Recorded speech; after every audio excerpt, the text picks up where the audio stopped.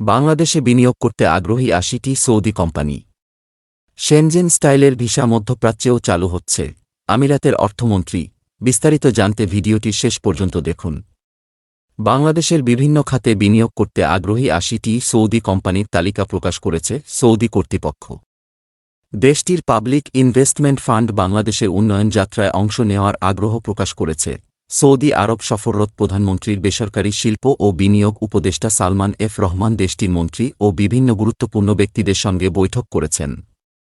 Saudi public investment ফান্ডের chief of staff ও পরিচালনা পর্ষদের মহাসচিব সাদ আল কোরদের সঙ্গেও বৈঠক করেন তিনি। পিআইএফ মহাসচিব সালমান এফ রহমান বাংলাদেশের অর্থনৈতিক উন্নয়নের ভূয়সী প্রশংসা করেন। সেই বৈঠকে সাদ আল কোরদে এই তথ্য দেন। বাংলাদেশকে জ্বালানি সহযোগিতার আগ্রহী সৌদি আরব। বাংলাদেশের পক্ষ থেকে বিলম্বিত অর্থ প্রদান পদ্ধতিতে অপরিশোধিত তেল কেনার যে প্রস্তাব দেওয়া হয়েছে তা সৌদি সরকারের সক্রিয় বিবেচনায় আছে বলে জানিয়েছেন সৌদি আরবের সহকারী জ্বালানি মন্ত্রী মোহাম্মদ আল ইব্রাহিম। এ সময় তারা দুই দেশের অংশীদারত্বের বিভিন্ন বিষয় নিয়ে আলোচনা করেন। বাংলাদেশ ও সৌদি আরবের যৌথ উদ্যোগে ইউরিয়া সার কারখানার সম্ভাব্যতা সমীক্ষা করা হয়েছে। এখন কারিগরি বিষয় নিয়ে কাজ চলছে এবং বাংলাদেশের কারিগরি দলের সঙ্গে বৈঠক করবে সৌদি আরবের সংশ্লিষ্ট কর্তৃপক্ষ। বৈঠকে জেভিডিএফটি সার কারখানা নিয়েও আলোচনা হয়েছে বলে বিজ্ঞপ্তিতে জানানো হয়েছে। মহাসচিব পতেঙ্গা বন্দরের Saudi company red sea gateway টার্মিনালের আরএসজিটি বিনিয়োগে সন্তোষ প্রকাশ করেন। সৌদি আরবের রিয়াদে অনুষ্ঠিত বিশ্ব অর্থনৈতিক ফোরামের বিশেষ সভায় যোগদান শেষে প্রধানমন্ত্রীর বেসরকারি শিল্প ও বিনিয়োগ উপদেষ্টা সালমান এফ রহমান এমপি এসব বৈঠক করেন। শেনজেন স্টাইলের ভিসা মধ্যপ্রাচ্যেও চালু হচ্ছে, আমিরাতের অর্থমন্ত্রী। মধ্যপ্রাচ্যে চালু হচ্ছে শেনজেন স্টাইলের ট্যুরিস্ট ভিসা।